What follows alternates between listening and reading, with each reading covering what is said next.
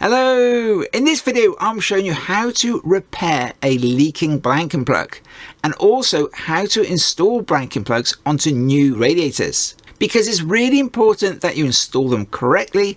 Otherwise, like on this radiator here, which is only 10 months old, it started leaking and going rusty, and no one wants their brand new radiator to start leaking, going rusty and then looking a bit of a mess. Now this is another update to my original video where I've answered all the questions that people have left in the comments. So hopefully this will cover everything that you need to know. I just quickly mentioned that down in the comments you'll find lots of links to other help videos which I've made, like how to change a radiator valve if it starts leaking, how to replace your radiator, balancing your system, all sorts of useful videos like that. Like I said, you'll find those down in the description. Right, now let's get on with repairing this leaking blanking plug. Now, one of the most important things, whether you're installing a brand new blanking plug or whether you're repairing a leaking one, the surface that you are screwing the blanking plug onto, that's the radiator, needs to be nice and clean and have no paint on it. Now this blanking plug was leaking, so I've taken it out. I'm trying to clean the surface up with an old toothbrush, but that's not really doing the job. So what you really want to do is to get a file and some emery and just clean off all that rusty surface. Clean off any paint and any rust, so we've got a nice, clean, shiny surface for the new O-ring or PTFE tape to seal up against. Now when it comes to a new radiator, we do want exactly the same. So I've just sprayed this radiator, this sparkly grey colour, and now I've got paint on the inside here. Now I could leave the paint on and I could put the blanking plug on and it wouldn't leak. But give it a number of years and the water starts seeping underneath the paint and then it'll start leaking that way. So what I'm going to do is to clean off the paint on the very inside here. So I'll use my file here again. And I'm just going to scrape off all that paint on the inside where the O-ring is going to seal up against. Now when you try doing this, you may find that the paint actually breaks off all the way around, even on the outside where it's going to be showing a little bit. Now you could always touch that up afterwards, but I would much prefer to remove the paint and ensure that there's going to be no leaks in a couple of years time, rather than leave the paint on and then after a couple of years a bit of water starts to seep underneath that paintwork and then it starts leaking and it makes a mess anyway, and of course then the paint will flake off anyway.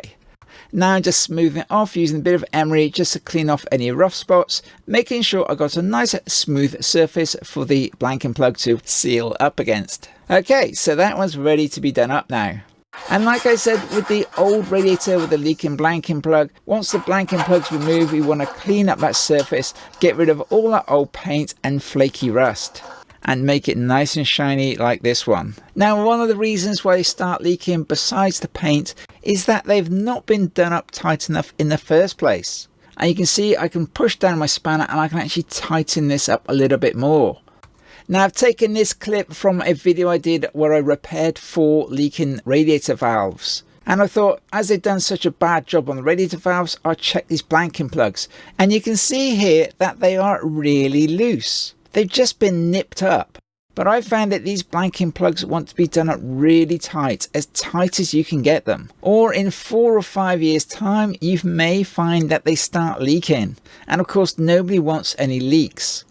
So once I've finished doing them up, I should then see a little black line all the way around the outside where the seal is squishing out, or that the metal of the blanking plug has pushed up tight against the metal of the radiator and I can't do it up any tighter.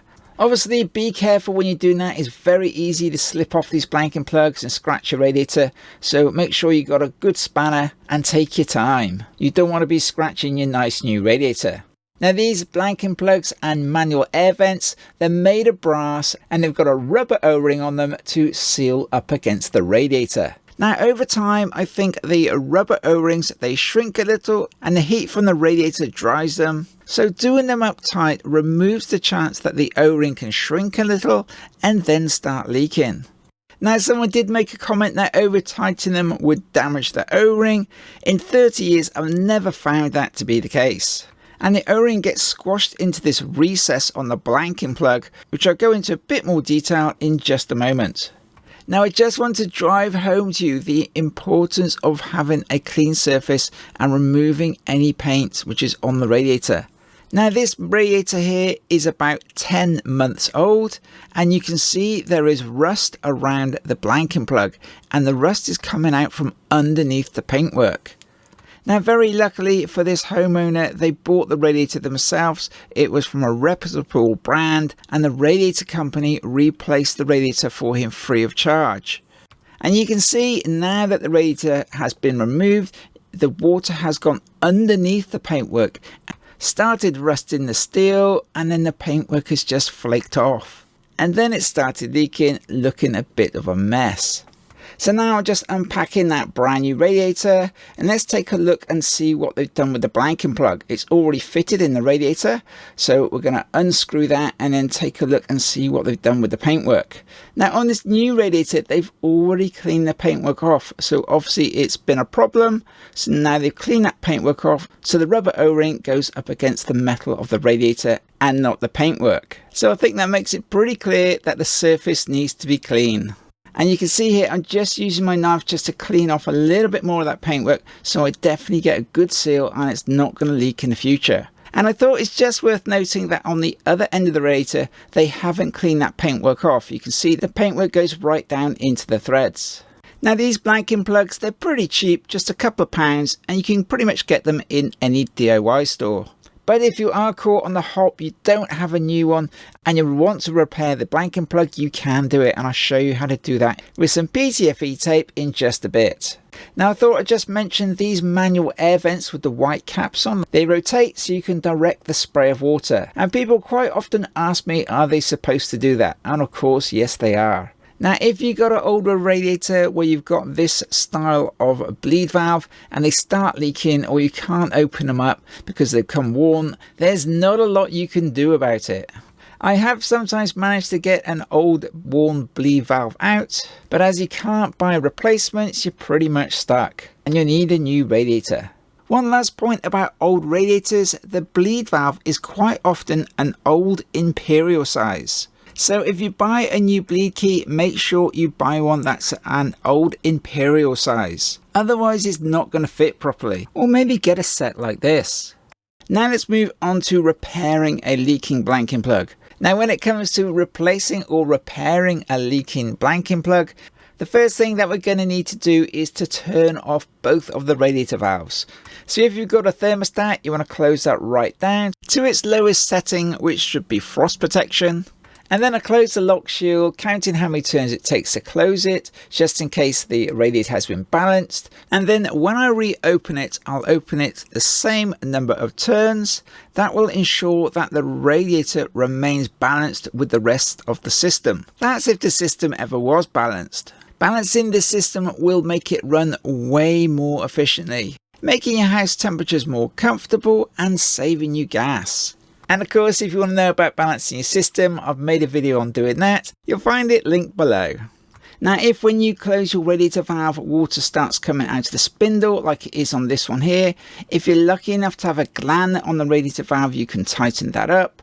But if you've not, you may need to replace the radiator valve. And if you've got this problem, you might want to check out my video on how to repair gland nuts. If you have a wheel head valve instead of a thermostatic valve, turn it clockwise to close it down. And there we are, that one's now closed. A good phrase to remember is righty-tighty, lefty-loosey. Right, now we've got both of the radiator valves closed, so the radiator should now be isolated from the rest of the system. Now the best thing to do is to remove any pressure in the radiator, and to do that you just want to open the bleed valve and let the water come out of the bleed valve until it stops, and of course catch that water in a bowl.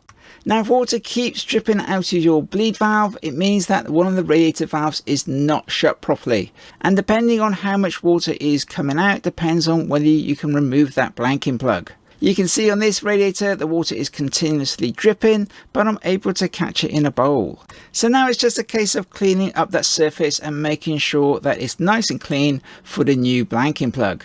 Now that's nice and clean, I can now screw a new blanking plug into its place.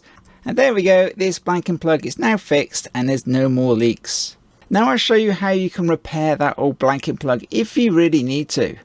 I'm just very quickly going to jump in here and quickly introduce myself. My name is Mark Ballard and I've been a gas registered engineer for nearly 30 years. The aim of my channel is to help you with your central heating and your plumbing.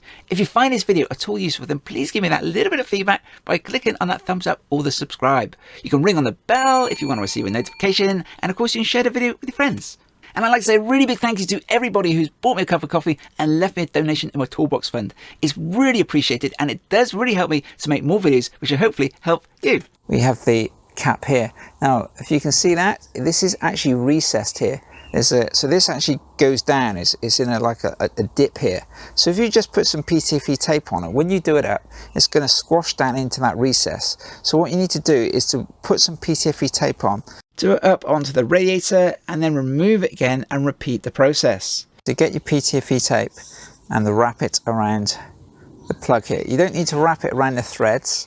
We're just trying to get it at the end of the, on the back surface here. So we need to wrap it around and we need to do lots and lots of winds on this. So I'm going to do 1, 2, 3, 4, 5, 6, 7, 8, 9, 10. So that's gone around 10 times now. I'm going to snap that off on there. So now I'm going to do this up into the radiator.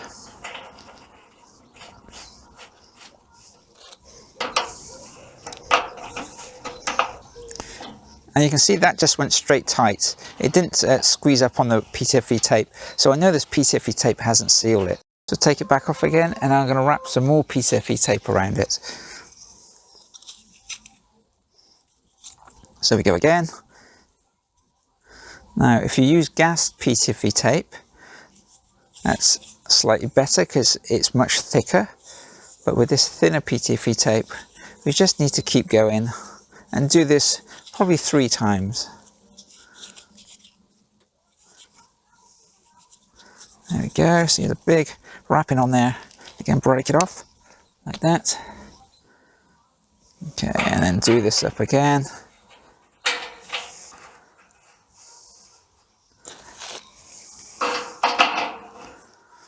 And then do it up with your spanner.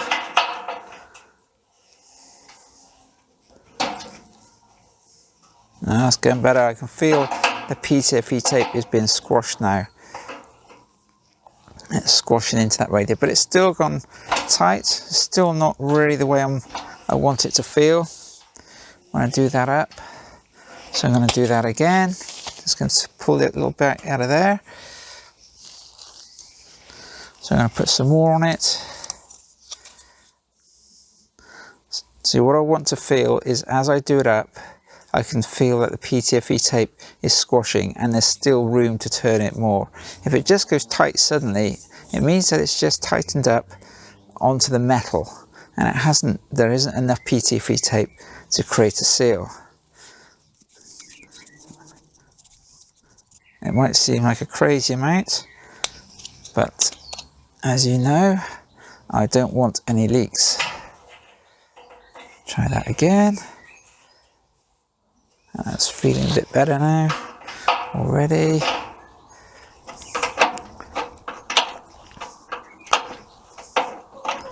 And you can see now, as I'm doing this up now, I can see this PTFE tape which is beginning to squeeze out of the joint here. So you can see there, see how this PTFE tape is squeezing out? That's when I know there's a good joint on there. Like that. There we are. I'm going to do it one more time, just to be certain that there's enough on there. Okay, we just take these little bits of excess off. It doesn't matter about the bit hanging off, don't pull that off yet. So I've put this on 3 times now, okay, and now I can see the PTFE tape inside here, just in there, that's gone nice and hard there. So I know that's all squashed down. I'm going to put one more lot of PTFE tape on, and I think that's going to be good enough. I'm going to get a good joint on there, and it's not going to leak in the future. So okay, here we go again. So exactly the same again. Wrap it round. 1, 2, 3. So you can see I'm running out of space to put it on. And I'm winding this on nice and tight. You can see I'm pulling that tight as I'm doing it. There we go. Down on there like that. And pull it nice and tight. There we go. And put that back into there. Do it up. Like I said, I'm not worried about these bits, because once it's done up tight, we can cut those bits off afterwards. We don't want to go pulling them because it might damage the join or the PTFE tape we've already made. And see how that's gone tight now, and it's still a little bit, quite a long way to screw in. So then we're going to get the spanner, and like I said, now I can feel that as I'm doing it up, that's going quite tight as I'm doing it up. So I know that's going to make a good join. And you see how that PTFE tape is beginning to squeeze out through there. So pull it in there, see it squeezing out. And that's going tighter now. And see how that's going quite tight now, and the PTFE tape is really squeezing out that joint. And I know now we can just break this off here, because this doesn't do anything now. And that's going to be a good joint. You see how that PTFE tape is all the way around there, and that's going to make a good joint on there now, and I know that's not going to be a problem. So just so you know, it doesn't matter whether you have one of these blanking plugs or you have an air vent style. Okay, it's exactly the same here. You have this recess inside here, and it's designed so that you can take an O-ring. So if you have a spare O-ring, or you have a little kit of O-rings, you can see how that's about the right size, and when that slips onto there like that, the O-ring goes down into that groove there, so it gets held in place. So that's why just putting one lot of PTFE tape isn't enough, because it just gets squashed down into that dip there. Okay, so I hope that's helped you if you wanted to know how you can repair these blanking plugs. Right, that's about it then. So I do hope my video has been helpful to you. If you want to watch my video on how to repair that leaking radiator valve, you can click on the link just there. If you've got a stuck thermostatic valve, you can click on that link just there. And of course, if you can give me some feedback by clicking on that thumbs up, click on subscribe, ring on the bell, share me with your friends, and a cup of coffee in my toolbox fund is always really appreciated. Bye for now. See you next time.